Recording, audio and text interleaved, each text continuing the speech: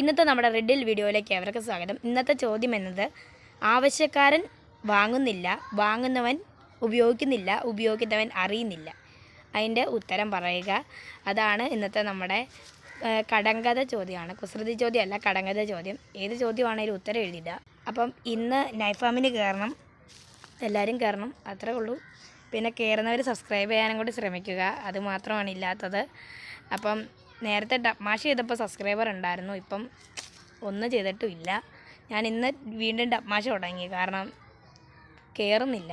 എനിക്ക് ഡബ്മാഷ് ചെയ്യുമ്പം കമൻറ്റ് കിട്ടുന്നില്ലെന്ന് വിചാരിച്ചിട്ടാണ് ഞാൻ ഡബ്മാഷ് നിർത്തിയത്.